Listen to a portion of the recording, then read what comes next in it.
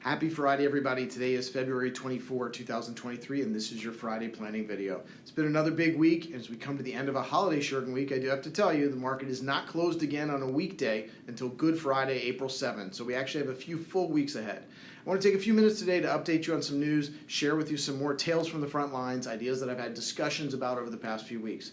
Just to hit on the student loan forgiveness. Nothing to report major. The Supreme Court is set to hear the case next week, so we should have something to report maybe this summer. I did recently read a brief for the court that was adamant that it was constitutional. Could hardly be clearer was the exact wording. But that just goes to show you how political it's become, because those who filed the case against it, against the forgiveness, believe they are also pretty clear. So we'll see where that ends up. Remember, the payments for the outstanding debt is still on hold 60 days after the decision. That's when we'll know about that.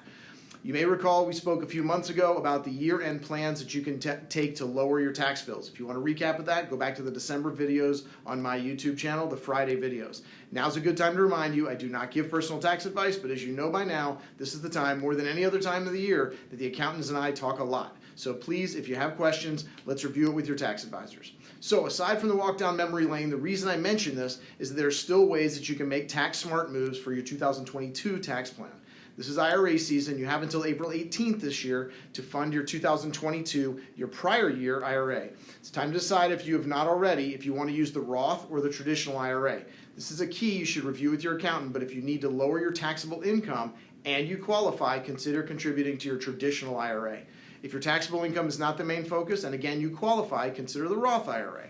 From the front line, if you have not maxed out your 2022 contribution, traditional or Roth, I suggest you use this time before April 18th to fill that 2022 bucket. This will leave you the option to fully use both 2022 and 2023 contributions.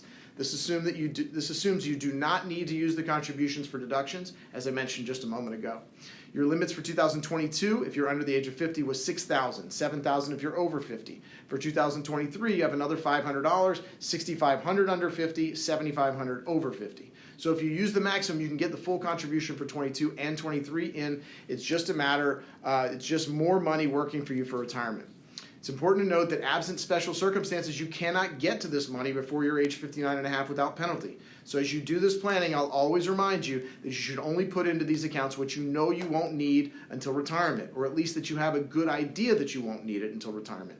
Let's talk about another comment I heard this week. Have you looked at your 401k or 403b account recently? Like most of us, if your account went down last year, you may not even open the envelope or the email with the statement in it. I'm happy to advise that on that comment in that any knowledge is better than nothing. But I do understand the idea. It is the same thing that keeps some people hiding under their desks as the market goes down. I just want to remind you that even if you do not review your retirement plans, which I think you should do, please think about what you're doing to fund them. Maximums on those plans went up again this year, just like the IRAs, from $20,500 for under 50, $27,000 over 50 last year, to $22,500 under 50 and $30,000 over 50 for this year.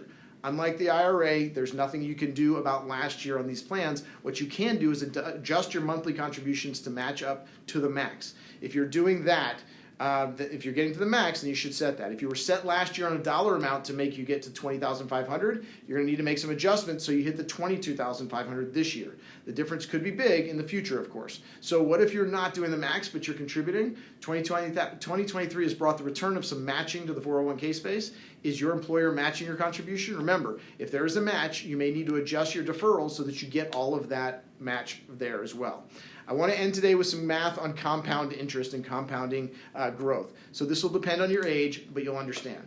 If you're just getting started, let's call it age 25, and you start with a good habit, call it $100 per week or $400 a month, and that investment grows at 8% annual return, you'll have over $1.25 million by the time you're 65 years old. That's from $192,000 in contributions over those 40 years. Just to give you some others, 35, let's still talk about $400 a month for 30 years or $144,000 put in. Same numbers as before, 8% annual return, almost $550,000 at age 65.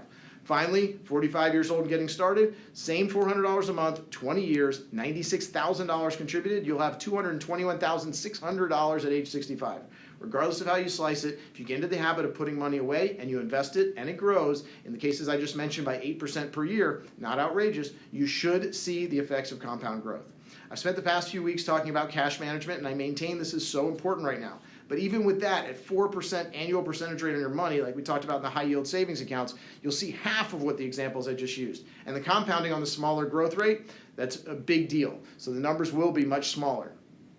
As we will need to evaluate for each person on their specific situation, it matters the rate of return you have. So think twice before you sock your money away in the money market. The high yield savings account, or even worse, the savings account at the bank, earning 0.01%. As the CEO of one of the largest banks in the U.S. recently said, there's over $500 billion at his bank earning less than 0.6%.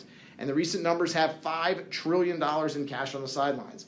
I hope that some of that is earning more than the 0.06%, but let's talk about the options you may have for cash management, as well as for the overall allocation of your investments. And we should review the asset location of your investments too. We've spoken about that the last few weeks. There's a lot of moving parts in your financial plan. Please let's meet and talk about them. There's no shortage of change to go around. So even if you did a full review last year, do you feel that nothing has changed in your world, in the world at large? Planning is a contact sport, so please engage with me on this. I look forward to being in touch with you soon, reviewing your plan. We'll keep our eyes on the goal, and from there we'll get the plan in place, we'll monitor it, we'll change it when we need to, and we'll revisit it often. Have a great weekend and come back on Monday for the Monday Market Update. See you soon.